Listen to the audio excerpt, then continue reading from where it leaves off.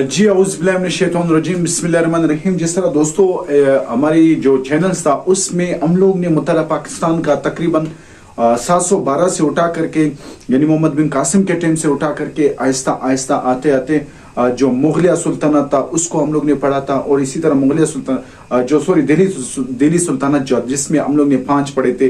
दिल्ली सुल्तानत के बाद फिर हमने मुगलिया के दौर पढ़े थे। मुगलिया के दौर के बाद फिर हम लोग ने ईस्ट इंडिया कंपनीज वगैरह सबको पढ़ के आज जो हमारा इंपॉर्टेंट टॉपिक है वो है वार ऑफ इंडिपेंडेंस। यानी वार ऑफ इंडिपेंडेंस के हवाले से कौन कौन से इंपॉर्टेंट चीजें हैं वो हम लोग ने पढ़ना है। और इसी तरह कायदे आज़म असल चीज जो है वो कायदे आज़म के ऊपर है, क्योंकि जो पाकिस्तान का जो कौमी हीरो है कायदे आज़म उसके बारे में बहुत ज्यादा सवाल आते हैं। और इसको मैंने एलिबरेटली जिसको हम लोग कहते हैं कि दरिया को कुएं में बंद करना, मैंने उसको इस तरह लिखा है कि वो पूरा आपको मैं समझा दूंगा, क्योंकि मैं पहले बोलता भी जाऊंगा और यहां से पढ़ूंगा भी, ताकि वही मैंने इंपॉर्टेंट पॉइंट्स लिखे हैं और आपने लिखना जरूर है। क्यों नहीं कि आपको मैंने पहले दिन कहा था कि जो इंपॉर्टेंट पॉइंट्स होते हैं उसको आपने लिखना पड़ता है ताकि वो इंपॉर्टेंट पॉइंट्स आपसे ना भूल सके।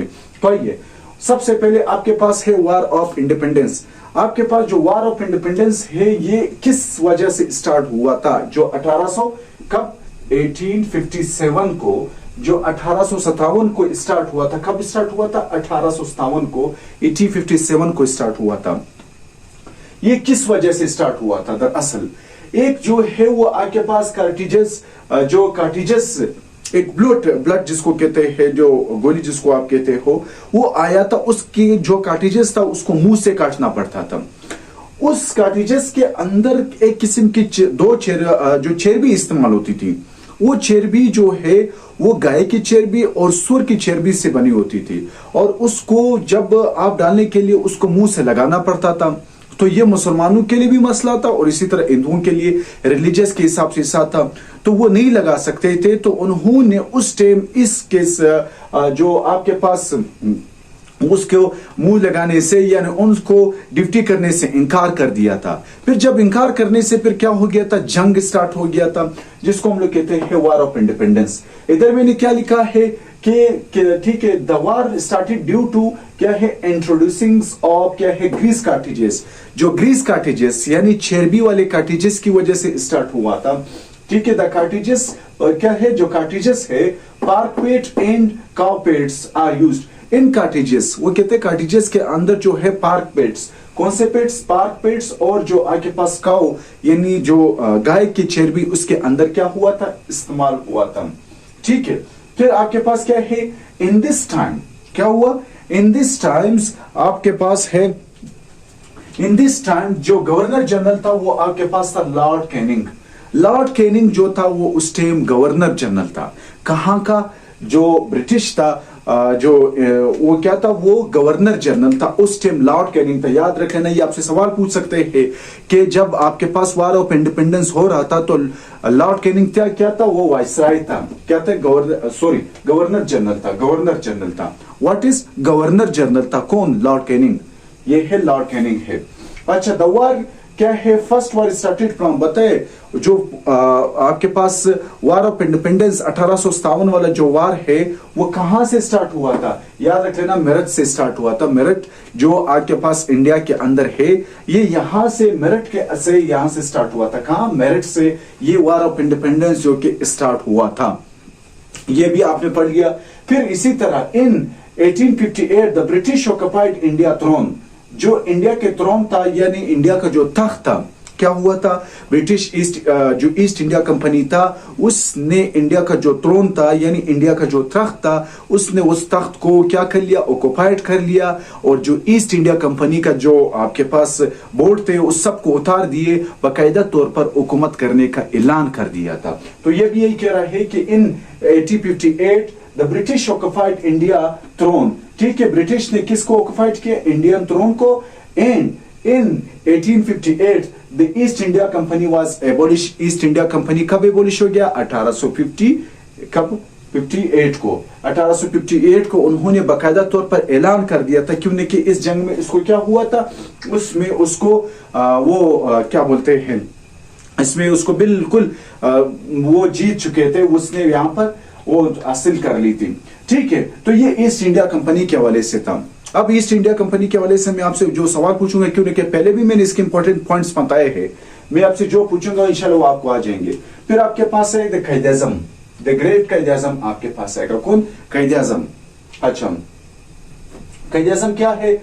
हम लोग ने कहा कि कायद आज़म जो है वो ही वॉज बोर्न इन क्या है 25 दिसंबर 1776 यानी 25 दिसंबर 1776 को वो पैदा हो गए थे। याद रखना कब? ये है 25 दिसंबर यानी 12वां महीना 25 तारीख, और 1800 कब को पैदा? 1776 को पैदा हो गए थे। कब? 1776 को वो पैदा हो गए थे। सॉरी, ये मैंने गलत लिखा है, 1876 को वो पैदा हुए थे। अच्छा, कहां पर पैदा हो गए थे? ये आपके पास एट वजीर मेंशन कराची के अंदर पैदा हो गए थे। कहां पर? कराची के अंदर। तो सबको मालूम है कि कायद आज़म कराची के अंदर कहां पर? वजीर मेंशन के अंदर पैदा हो गए थे। इसका जो रियल नेम था, जो कायद आज़म का रियल नेम था, वो क्या था? वो आपके पास था मोहम्मद अली जिन्ना। क्या? मोहम्मद अली जिन्ना जो था वो इसका रियल नेम था। ठीक है। अच्छा, वो कौन थे by caste? He was Gujarati, वो गुजराती बोलते थे। गुजराती आजकल इंडिया के अंदर भी बहुत ज्यादा है। ठीक है, गुजराती वो बोलते थे। अच्छा, क्या है? Father name was Punja Bhai Jinnah, इसके वालिद साहब का नाम जो था वो पुंजा अली जिन्ना था। ठीक है, पुंजा अली जिन्ना इसके वालिद साहब के नाम थे। And the mother name is क्या है? मेथी बाई, इसकी वालदा की जो नाम थी वो क्या थी? मेथी बाई थी। मेथी बाई इसकी वालदा की नाम थी। ठीक है। अच्छा, फादर वाज क्या है? मर्चेंट, वालिद साहब जो थे वो क्या थे? मर्चेंट थे, यानी कारोबारी थे। ठीक है। अच्छा, इसके कितने? 3 ब्रदर्स एंड 3 सिस्टर्स, इसके 3 भाई थे और 3 बहनें थे। और इसकी जो बहन है फातिमा जिन्ना, जो क्या हो गया था? उसने इलेक्शन भी लड़ा था जनरल अयूब खान के साथ और इलेक्शन में हार गई थी। ठीक है। क्यों आ रहा था वो तो सबको वजह मालूम है कि पाकिस्तान में किसका चलता है। तो आपके पास इसकी जो फातिमा जिन्ना थी वो आपके पास यंगेस्ट डॉटर थी। बड़ी बहन जो थी वो आपसे पूछ सकता है कायद आज़म अली जिन्ना की जो बड़ी बहन थी वो कौन थी? फातिमा जिन्ना थी। वो भाई वो उससे क्या था? वो डेंटिस्ट थी। क्या थी वो भाई? डेंटिस्ट थी। वो डेंटिस्ट थी, वो डॉक्टर थी। ठीक है, बाय प्रोफेशन वो क्या थी? डेंटिस्ट थी। ठीक है, ये भी हो गया। अच्छा, कायद आज़म क्या है? कायद आज़म ने जो पहली इब्तिदाई एजुकेशन हासिल किया था वो सिंध मदरसतुल इस्लाम से। कब? सिंध मदरसतुल इस्लाम से, वहां से उन्होंने एजुकेशन हासिल किया था। फिर and Christian missionary society high school. कब? सिंध मदरसतुल इस्लाम और जो क्या है? Christian missionary society high school से, Christian missionary society high school से उन्होंने तालीम हासिल की। फिर इसके बाद वो क्या हो गए? बंबई यूनिवर्सिटी चले गए। कहा? बंबई यूनिवर्सिटी पर चले गए थे। बंबई यूनिवर्सिटी, आजकल बंबई कहां पर है? इंडिया के अंदर है, मैंने लिखा है। वहां बंबई यूनिवर्सिटी से वहां पर तालीम उसने हासिल की। फिर आखिरकार में उन्होंने क्या किया? लॉ स्टार्ट किया था। लॉ कहां से उन्होंने स्टार्ट किया था? लिंकॉलिन से। लिंकॉलिन जो कहां पर है? इंग्लैंड के अंदर है, लंदन के अंदर है। लंदन के अंदर उन्होंने लिंकॉलिन से लॉ की डिग्री हासिल की। क्या हासिल की? लॉ की डिग्री हासिल की। कायद आज़म जो थे वो बहुत ज्यादा अच्छे आपके पास क्या थे? बैरिस्टर थे। वो बहुत अच्छा, वो एक केस के लिए बहुत ज्यादा पैसे लेते थे। एक्सपेंसिव, सबसे ज्यादा एक्सपेंसिव वकील थे। ठीक है। अच्छा, ही क्या 820 एज ही स्टार्टेड प्रैक्टिसेस क्या है? कब? इन मुंबई, फर्स्ट मुस्लिम, पहली मुस्लिम मुंबई के अंदर उन्होंने प्रैक्टिसेस स्टार्ट किया था। कितनी? अच्छा बताओ, कितने एज में? 28 साल की उम्र में, 20 साल के उन्होंने जो मुंबई थे, मुंबई के अंदर उन्होंने प्रैक्टिसेस स्टार्ट की। क्यों? कि आपको पता है कि जब लॉ की डिग्री हासिल करते हो फिर प्रैक्टिसेस स्टार्ट। तो इसने 20 साल की उम्र में पहले मुस्लिम थे। क्या थे? फर्स्ट मुस्लिम थे, पहले मुस्लिम थे। अच्छा, ही डिक्लाइन क्या है? ही डिक्लाइन कितना? 1500। ठीक है, 1500 पर मंथ। ठीक है। ही प्लान्ड क्या है? To earn 1500 per day. वो कहता है कि कायद आज़म को एक ऑफर आई थी कि आप हमारे साथ काम करें, हम आपको 1500 रुपए देंगे पर मंथ पे। 1500 उस टाइम बहुत ज्यादा था जब चाराना आना चलता था। ठीक है, तो उस टाइम इसको 1500 रुपया पर सैलरी का बोला गया था। लेकिन उसने कहा कि मैं 1500 के लिए नहीं हूं, मेरा ये प्लान है कि मैं एक दिन के अंदर सिर्फ 1500 कमाऊं, एक दिन के लिए। ठीक है, उसका ये था, उसने इसको बंद करने का कहा, लेकिन उसने इसको डिक्लाइंड, उसको रिजेक्ट कर दिया था। He started political life from Congress 20वां एनुअल मीटिंग, 20 एनुअल मीटिंग कहां पर? मुंबई। उसने कब? 1904 के अंदर जब एनुअल मीटिंग हो रहा था कांग्रेस का, तो उसने वहां से क्या किया था? पहली अपनी सियासी जो पॉलिटिकल लाइफ वहां से स्टार्ट कर लिया था। कांग्रेस का बंबई के अंदर एनुअल मीटिंग चल रहा था, उसने वहां पर क्या किया था? वहीं से स्टार्ट कर लिया था। और कब? 1904 को। और ही ज्वाइन नेशनल, फिर उन्होंने बाकायदा तौर पर 2 साल के बाद यानी 1906 के अंदर कांग्रेस को ज्वाइन कर लिया। वे एक सियासी पार्टी तौर पर उन्होंने क्या किया था? कांग्रेस को ज्वाइन कर लिया था। ही ज्वाइन नेशनल कांग्रेस इन 1906, 1906 को, ठीक है। अच्छा, ये the session held in Calcutta, जो कलकत्ता आजकल के से याद किया जाता है, आजकल इसको कहते हैं कलकत्ता, पहले कलकत्ता, अब कोलकाता कहते हैं। कोलकाता जो है वो आपके पास इंडिया के साइड पे, इंडिया का एक शहर है। वो पहले मुंबई में जहां पर 20वां एनुअल मीटिंग हो रहा था, वहां पर इसने ऐसी बैठक की। फिर 1906 में उन्होंने बाकायदा तौर पर जो कलकत्ता के अंदर 1906 में कांग्रेस का मीटिंग हो रहा था, वहां पर उन्होंने शमूलियत इख्तियार कर ली, ठीक है। He was a member of the. अच्छा, कांग्रेस के अंदर ये किस तरह लीडर से पहचाने जाते थे कि एक ऐसा लीडर थे कि जो हिंदू और मुस्लिम को नजदीक लाते थे, और हिंदू मुसलमान एक ग्रुप होते थे कि मुसलमानों का ग्रुप अलग था, ठीक है, एक किस्म का एक हिंदू का ग्रुप था, लेकिन ये मॉडरेट ग्रुप था। कायद आज़म जो थे उस ग्रुप से थे जो हिंदू और मुसलमान को आपस में नजदीक लाते थे, ठीक है। ठीक है। ही इलेक्टेड क्या है? Imperial legislative council. अच्छा, उन्हीं है जो आपके पास जो लॉयर्स है वो आपस में इलेक्शंस करते हैं। तो इंपोरियल लेजिस्लेटिव काउंसिल्स के लिए इलेक्शन हुआ, कायद आज़म वहां पर भी इनका जो इंपोरियल जो आपके पास लेजिस्लेटर्स है उसका क्या हुआ था? वहां पर वोट हुआ था। तो कायद आज़म वहां पर इनके क्या बने थे? इनके वो बने थे, बड़े लीडर बने थे, क्योंकि उसने इलेक्शन क्या किया था? वो जीत लिया था और इसके एड बन गए थे। अच्छा, फिर क्या हुआ था? कायद आज़म को मुस्लिम लीग में आने की दावत किसने दी? मौलाना मोहम्मद अली जौहर ने कहा था कि आप एक पढ़े लिखे और एक बहुत अच्छे लीडर हो, तो आप आइए मुस्लिम लीग को ज्वाइन करे थे। तो कायद आज़म ने मोहम्मद अली जौहर थे उसकी जो आपके पास इन्विटेशन है उसको मांग करके आखिरकार में 1913 के अंदर, कब? 1913 1913 के अंदर उन्होंने बाकायदा तौर पर मुस्लिम लीग में शमूलियत इख्तियार कर लिया था, ठीक है। और वो 1920 तक जो है मुस्लिम लीग में रहे। इधर क्या लिखा हुआ है? अच्छा, Maulana Mohammad Ali Jauhar invited him to join All India Muslim League, ठीक है। ही ज्वाइंड क्या है? In 1913 he become a president of the All India Muslim League. अच्छा, जब ऑल इंडिया मुस्लिम लीग, पता है कि जब मुस्लिम लीग जो था वो 1914 से लेकर के 16 तक जो मुस्लिम लीग का जो सदर था, वो पहला जो आपके पास हुआ था वो था। फिर 1916 से लेकर के कुछ टाइम तक वो मुस्लिम लीग का सदर नहीं था, क्योंकि इसके ऊपर बहुत ज्यादा शर शराबा था। फिर आखिरकार में 1934 को क्या हुआ? कायद आज़म मोहम्मद अली जिन्ना जो थे वो आपके पास प्रेसिडेंट बन गए हैं। किसके? मुस्लिम लीग के। He became the president of the All India Muslim League in 1934 को, 1934 को।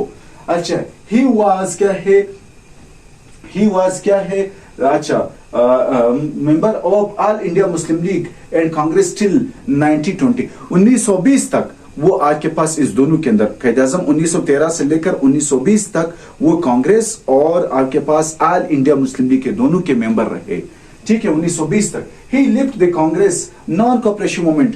गांधी जी ने नॉन कॉपरेशन मूवमेंट चलाया था जिसमें बहुत ज्यादा नुकसान हुआ था। तो कायद आज़म मोहम्मद अली जिन्ना ने क्या किया था? उसको लेफ्ट कर लिया था। किसको? कांग्रेस को। आपसे पूछा सकता है कि मोहम्मद अली जिन्ना ने क्यों कांग्रेस को छोड़ा था? क्योंकि गांधी जी की जो एक मूवमेंट थी नॉन कॉपरेशन मूवमेंट की वजह से उन्होंने उसको छोड़ दिया था। अच्छा, हिंद क्या है? 1980 ही मैरिड सेकंड वाइफ, कायद आजम ने 2 शादियां की थी।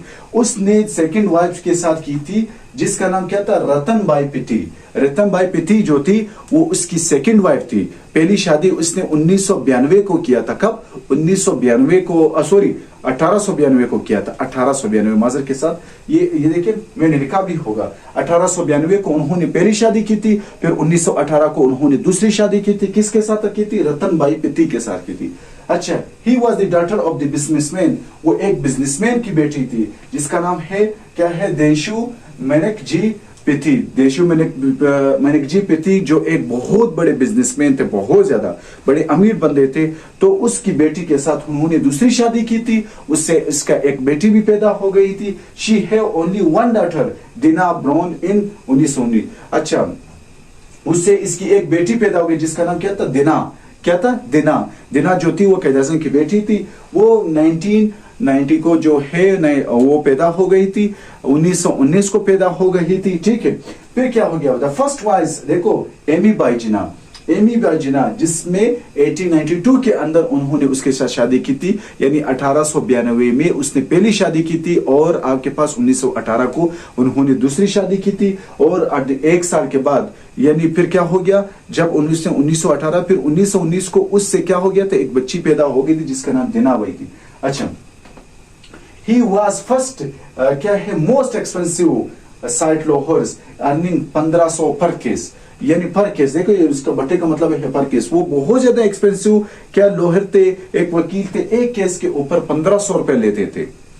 अच्छा, ही क्या है, प्रेजेंटेड 14 पॉइंट्स इन 1929, 1929 को उन्होंने एक 14 कायद आज़म के 14 नकात, ठीक है, 14 पॉइंट उन्होंने पेश किए थे against Nehru report. Nehru report कब आया था? ये आपके पास 1928 को आया था। इसके अगेंस्ट कायद आज़म मोहम्मद अली जिन्ना ने क्या किया था? उसके अगेंस्ट उन्होंने 14 पॉइंट पेश किए थे। कब? 1929 को, ठीक है, 1929 को। किसके अगेंस्ट? वो आपके पास नेहरू रिपोर्ट ने, जो नेहरू ने अपना रिपोर्ट पेश किया था।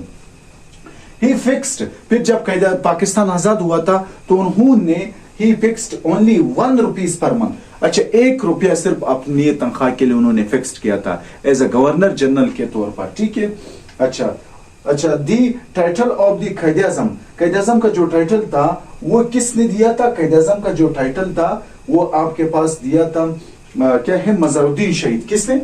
मजहरुद्दीन शहीद। मजहरुद्दीन शहीद जो कायद आज़म है उसने कायद आज़म को 1934 को 1937 में उन्होंने क्या किया था? कायद आज़म को 1938 के अंदर, ये देखो मैंने लिखा भी है, 1938 को मजहरुद्दीन शहीद ने जो मोहम्मद अली जिन्ना था उसको क्या लक़ब दिया था? कौन सा टाइटल दिया था? उसको टाइटल दिया था क्या नाम दिया? कायद आज़म का टाइटल दिया था। कायद आज़म जो है टाइटल है, मजहरुद्दीन शहीद ने 1938 को 1938 को उसे ये क्या दिया था? उसे ये लक़ब दिया था। तो ये इसके बारे में इंपॉर्टेंट पॉइंट्स है कि मैंने कहा कि आपके साथ डिस्कस कर लूं, जो कि बहुत ज्यादा इंपॉर्टेंट है। बार बार ये एमसीक्यूज बारे में आते हैं। ठीक है, तो इंशाल्लाह इसको पढ़ने के बाद इसको आगे मूव करेंगे, उसको बिल्कुल डिटेल के साथ, उसको बिल्कुल हर एमसीक्यूज पर हम लोग ने पढ़ना है। तो जब तक इजाजत दीजिए, अल्लाह हाफिज।